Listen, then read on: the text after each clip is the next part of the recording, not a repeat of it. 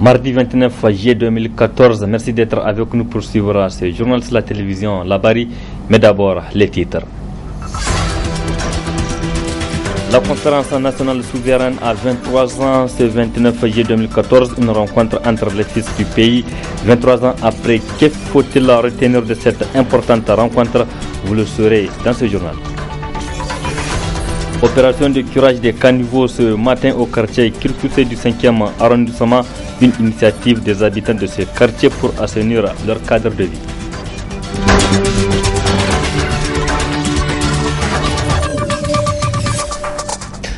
Mesdames, Messieurs, bonsoir et une fois de plus, bonne fête à toutes et à tous. Le dossier des bébés importés est qualifié à tort ou à raison d'une affaire politique. Pour recadrer les débats et donner davantage de précisions sur l'évolution du dossier, le ministre de la Justice, porte-parole du gouvernement Mourou Amadou, a tenu ce matin une conférence de presse. Le résumé avec Abdourazaka Idrissa et Sadou Doumi. Le dossier est en instruction, laquelle est secrète, mais avec la sortie du garde des Sceaux, on a quelques informations. À ce jour, à la date du 24, toutes les femmes ont été entendues, leur mari sollicité pour l'ADN, aucun n'a donné son accord. Ça renforce leur mauvaise foi. Si seulement les gens voulaient que leurs femmes sortent à temps, il suffit de prendre un cheveu des enfants et aller eux-mêmes faire l'ADN. Nous sommes incapables, nous, de traîner des femmes en prison simplement pour des questions soi-disant politiques. Le ministre de la Justice a été très précis sur le cas du couple Hama Amadou.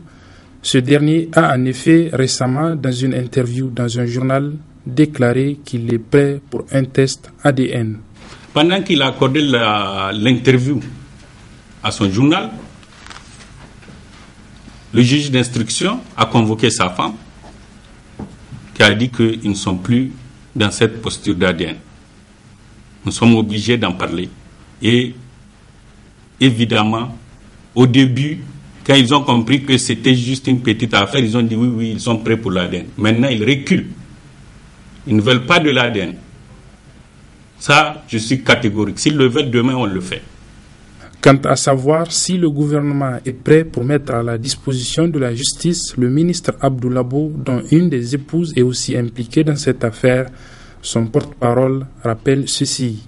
Un ministre est entendu sur la base d'une demande d'un juge d'instruction que nous n'avons pas encore. D'accord? Un député est entendu lorsque son immunité est levée. Et ça, c'est des procédures que la loi a prévues. Et dans le traitement de cette affaire, nous ne ferons ni d'injustice, ni d'iniquité. Voulez-vous que, dans un pays qui a 4,9% de taux de croissance, on importe des enfants dans des usines ignobles de bébés? On ne le fera pas. Ce n'est pas une affaire politique, a ajouté le ministre de la Justice. Le politique, c'est la forte médiatisation qui est faite autour, conclut-il. Affaire donc à suivre. Le 29 juillet 1991, les travaux de la conférence nationale souveraine ont débuté au palais des sports, aujourd'hui palais du 29 juillet. La plus grande rencontre du pays qui a réuni toutes les couches sociales du pays pendant 3 mois. Au terme de ce forum, le multipartisme a vu le jour et plusieurs autres voies ont été retracées pour le développement du Niger. 23 ans après, que faut-il retenir? Élément de réponse dans cet élément de Adam Soumana et Ibrahim Abdou.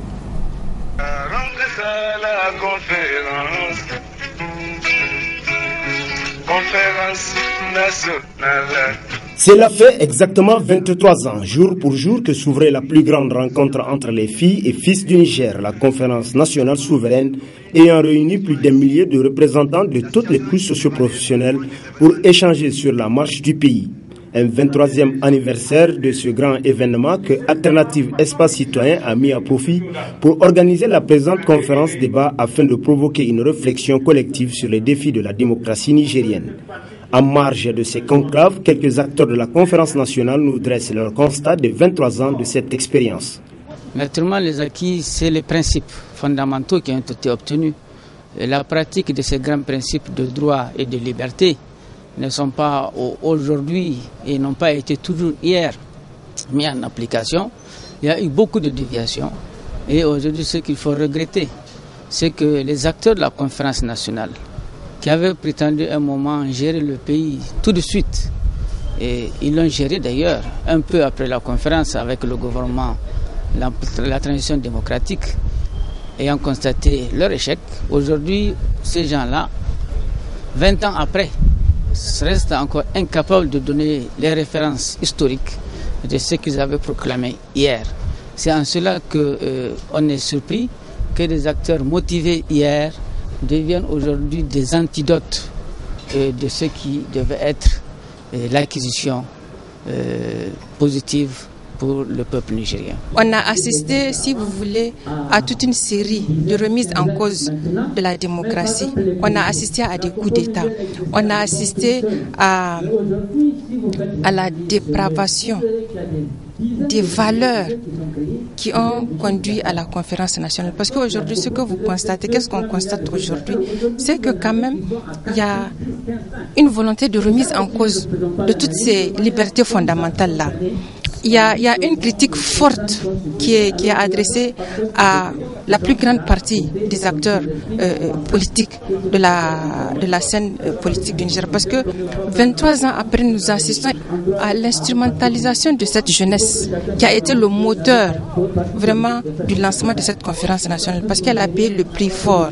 23 ans après, nous sommes en train d'assister à un recul démocratique où des députés s'achètent, où des partis se déglinguent, où des acteurs de la société civile sont jetés en prison tout simplement à l'occasion de l'arrivée d'un président étranger. Qu'à cela ne tienne, force est de constater que 23 ans après cette conférence, les Nigériens bénéficient encore de nos jours de certains aspects positifs de ces assises qui constituent à n'en point douter une avancée significative en matière de démocratie. Là où on peut être plus ou moins satisfait, c'est peut-être la persistance dans l'esprit des jeunes citoyens nigériens de la conquête ou des conquêtes les plus fortes, à moi, la liberté d'expression, la liberté de presse. Aujourd'hui, c'est un droit régalien pour les citoyens, pour les journalistes, pour vous-même. C'est important que la presse soit libre, soit plurielle. La liberté de pouvoir penser librement. Tout cela sont des droits qui sont difficiles à arracher par l'État, par le pouvoir, quel qu'il soit. Donc, malgré l'avènement des régimes d'exception sous Barré ou autres, sous Salou Jibo, tout cela, on n'a pas mis fin donc, à cette vague, si vous voulez, de désir de pouvoir s'exprimer librement tant que tel. Cela est important. On a aussi quelques droits qui ont été conquis, le droit à pouvoir s'organiser, à pouvoir manifester, encore que parfois, il y a des coups de dents qu'on met dans ces droits-là qui empêchent à ce que les citoyens puissent manifester librement leur doléance, n'est-ce pas, aux gouvernants ou aux décideurs politiques. Donc, dans l'ensemble, on doit pouvoir faire un bilan. Je disais qu'on n'a pas, en fait, beaucoup avancé. On a repris beaucoup de pratiques politiques du passé qui ont été condamnées par les mêmes acteurs politiques qui sont au pouvoir et qui maintenant sont reproduits de manière très très forte, très exponentielle, point où il y a même une sorte d'innovation, il faut dire. C'est-à-dire que des pratiques qui étaient méconnues du folklore, du cas de la scène politique nigérienne, sont aujourd'hui en cours. Il appartient alors à l'ensemble des concitoyens de mûrir les réflexions sur les voies et moyens permettant de préserver les atouts si chèrement acquis de la conférence nationale. Un combat qui s'impose à tout Nigérien soucieux du devenir de la nation pour éviter un retour en arrière et amorcer le vrai développement du pays. Durant un mois, les musulmans se sont abstenus de manger et de boire de la levée jusqu'au coucher du soleil. Après le jeûne, quel comportement doit-on adopter dans nos alimentations pour éviter certaines complications gastriques? Dr Ilyasu Idi explique. Digestifs qui peuvent survenir juste après le carême, dont les principaux sont les nausées, vomissements, douleurs abdominales. Et pour prévenir ces maux, il faut d'abord avoir une alimentation saine. Alimentation saine, ça veut dire qui contient pratiquement la plupart des micronutriments, protéines, lipides, glucides, et même ça, le début doit être progressif et lent. Il est déconseillé, en tout cas le premier jour après le carême, ou en tout cas les 3 jours qui suivent, de se gaver d'alimentation, de se mettre à manger des aliments très riches en protéines, des aliments qui peuvent entraîner la surcharge. On doit manger surtout les céréales et par petite quantité. Et il est même conseillé de commencer par des alimentations plus ou moins solides, pas des alimentations totalement solides, et éviter les 3 repas quotidiens pleins. Parce que l'organisme s'est habitué à un mode d'alimentation et à la rupture et à l'aube. Et quand vous revenez dans les 3 premiers jours, vous commencez à prendre matin, midi, soir et vous mangez en grande quantité. Les conséquences, c'est surtout ces mots qu'on avait cités. Parce qu'il faut habituer l'organisme progressivement pour prévenir ce que nous appelons la dyspepsie. La dyspepsie, c'est la difficulté de la digestion. Et en mangeant, durant en tout cas ces 3 premiers jours, il faut au fur et à mesure boire de l'eau. Ça peut être de l'eau, ça peut être du jus. En tout cas, pour rendre l'alimentation encore plus liquide, pour faciliter au-delà de la mastication, mais également la digestion au niveau intestinal, et ça va également favoriser la réabsorption. Il faut éviter les aliments épicés. Même si on n'a pas de problème digestif, même si on n'a pas de problème d'ulcère gastrique, il faut éviter les aliments épicés durant ces 3 premiers jours. Il faut également éviter tout ce qui est huilé, il faut éviter tout ce qui est trop sucré. Et si on fait ça, en tout cas, on arrive à surpasser et à dépasser les 3 premiers jours, je pense qu'on peut reprendre son alimentation progressive pour atteindre la première semaine, en tout cas à son régime normal qu'on a l'habitude de consommer. Après le jeûne du mois de Ramadan, il est recommandé aux musulmans d'observer un autre de 6 jours de plus courant ce mois. C'est une prescription de la sunna du prophète Mohammed, paix et salut sur lui. L'importance de ce jeûne surrogatoire avec Oustaz Khaladou Yahya. La vie du musulman dans son ensemble, c'est l'adoration d'Allah subhanahu wa ta'ala. Et après le mois béni de Ramadan, il y a beaucoup de bonnes œuvres surrogatoires à accomplir, parmi lesquelles les prières surrogatoires de jour comme de nuit. Et il y a également un jeûne qui n'est pas obligatoire, qui relève de la sunna du prophète Muhammad sallallahu alayhi wa sallam, à savoir le jeûne du Sitta Shawwal. C'est-à-dire Shawwal, c'est le mois qui suit le mois de Ramadan, donc 6 jours à accomplir et pendant le mois de Shawwal. Ces 6 jours, on peut les accomplir d'affilée ou bien faire 2 se reposer, 3 se reposer jusqu'à finir. C'est très important parce que Allah subhanahu wa ta'ala a dit Man ja'a bil hasanati falahu ashru amthaluha. Tout celui qui accomplit une bonne œuvre, Allah subhanahu wa ta'ala va la le multiplier par 10. Et ça, c'est le minimum que Allah subhanahu wa ta'ala peut faire. Donc, en accomplissant ces jeûnes, on peut avoir la récompense d'une année du jeûne. Ça veut dire que celui qui a accompli un mois de jeûne du mois béni Ramadan multiplié par 10, plus les 6 multipliés par 10, le total nous donnera le jour de l'an par la grâce d'Allah subhanahu wa ta'ala. Mais il y a également d'autres jeûnes, comme les jeûnes de lundi, jeudi, qu'on peut accomplir les jeûnes du 13, 14, 15 de chaque mois, ou encore des jeûnes qui sont liés aux événements comme les jeûnes de Ashura, pour s'approcher d'Allah subhanahu wa ta'ala, pour bénéficier de sa grâce. Cette belle initiative des habitants du quartier Kirkousey, c'est dans la rive droite, c'est-à-dire donc le 5e arrondissement. Ces habitants se sont mobilisés pour une même cause, curage des caniveaux afin de faciliter l'évacuation des eaux de ruissellement en cette période.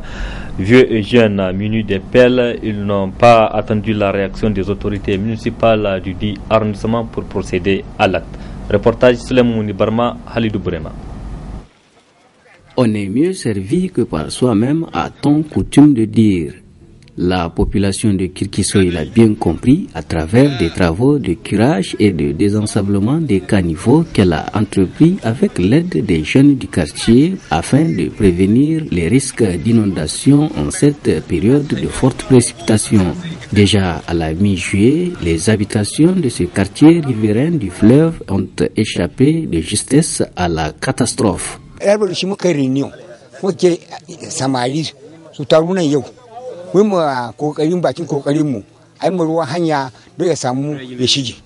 Nous avons tenu une réunion avec les jeunes du quartier à l'issue de laquelle nous avons décidé de faire ces travaux parce qu'on ne peut pas attendre la mairie. Nous sommes en période hivernale. Peut-être elle a beaucoup de choses devant elle.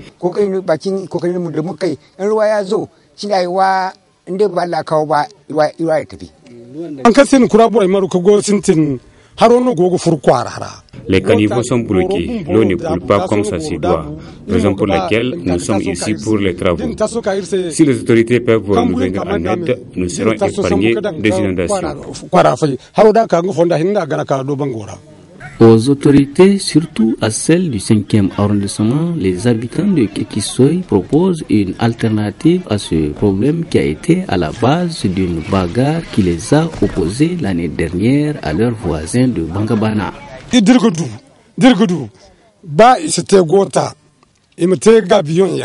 Dans la mesure du possible, même si les autorités ne peuvent pas nous faire des caniveaux, nous leur demandons de tracer une voie d'évacuation des eaux. L'essentiel est que les habitations ne soient pas inondées. Vous voyez, la dernière fois, après une forte pluie, ma propre chambre était pleine d'eau jusqu'au lit.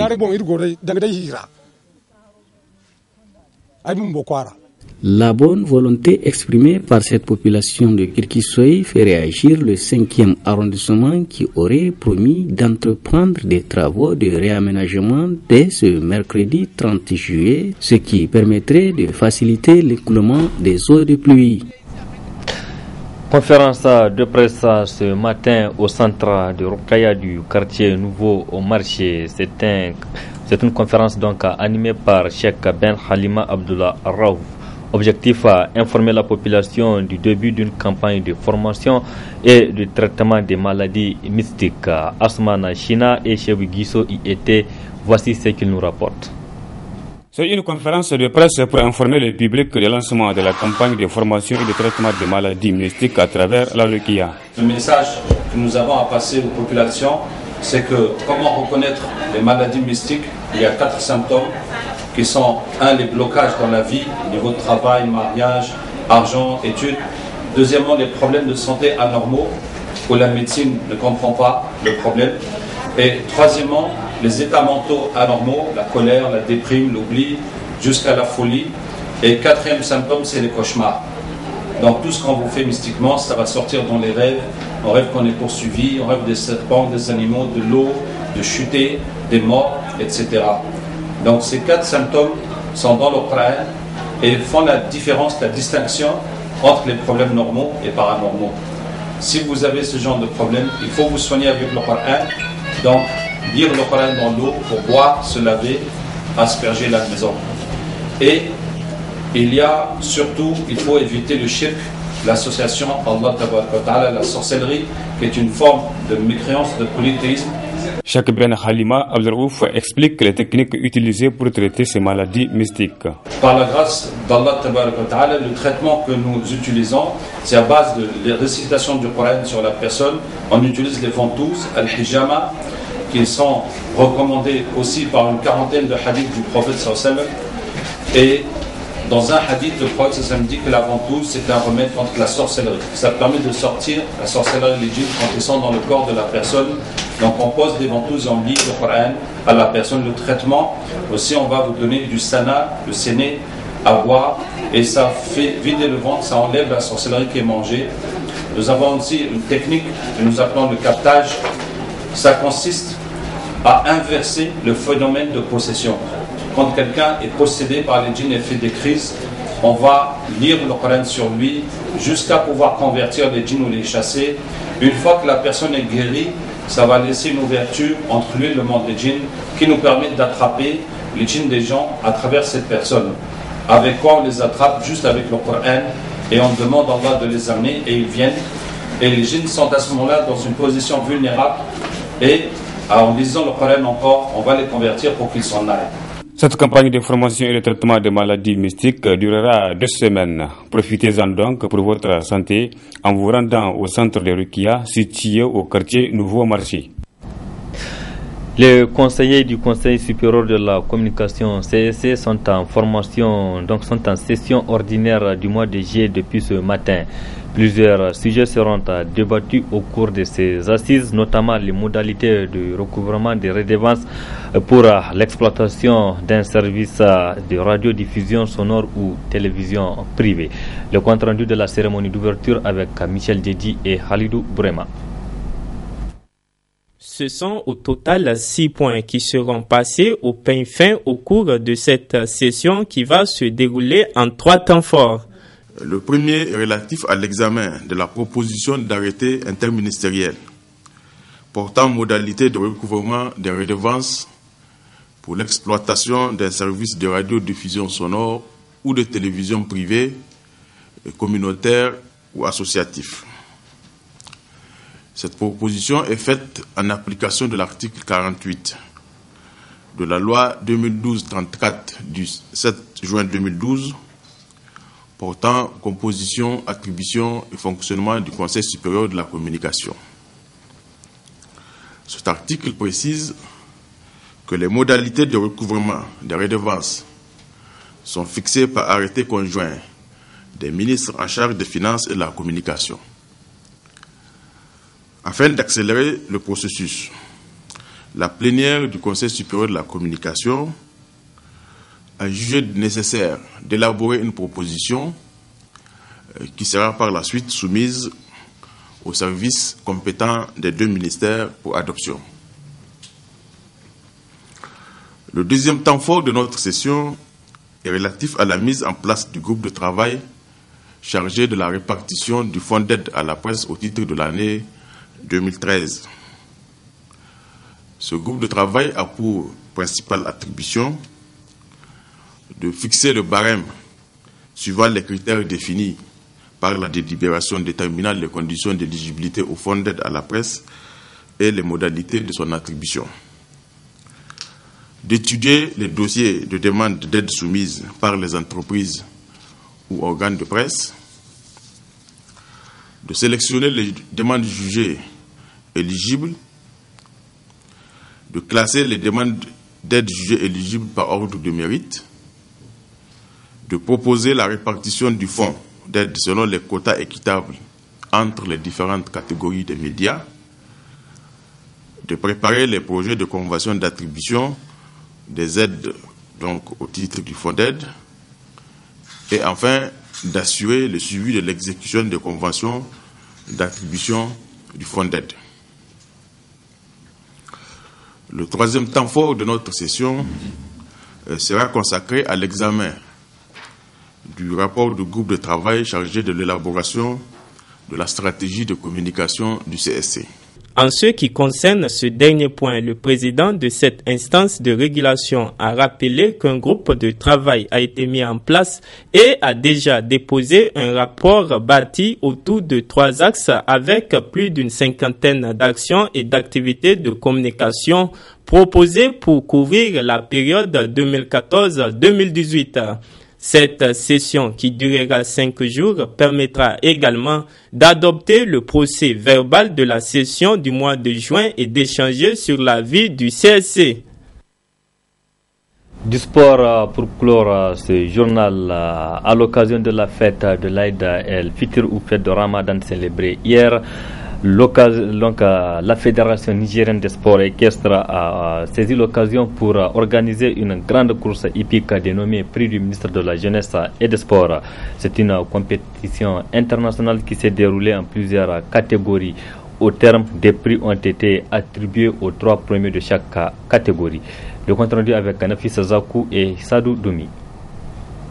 La course a porté sur 3 catégories, 1200 mètres, 1400 mètres et 200 mètres.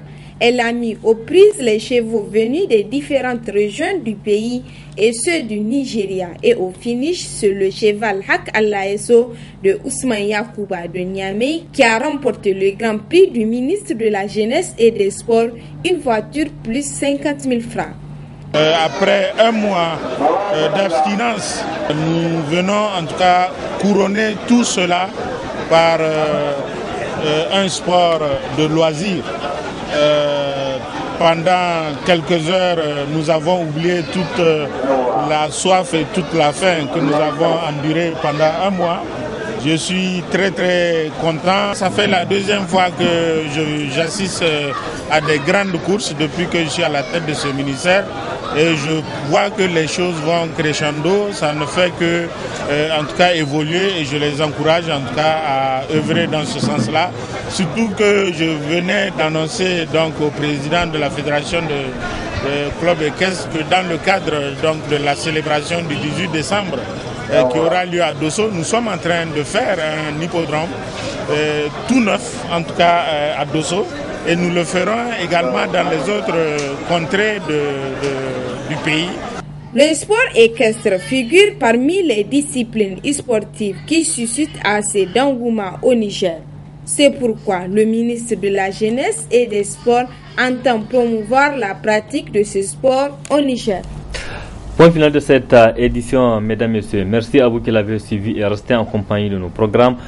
Le programme qui continue sur la télévision La Bari. Excellente nuit à toutes et à tous. Au revoir.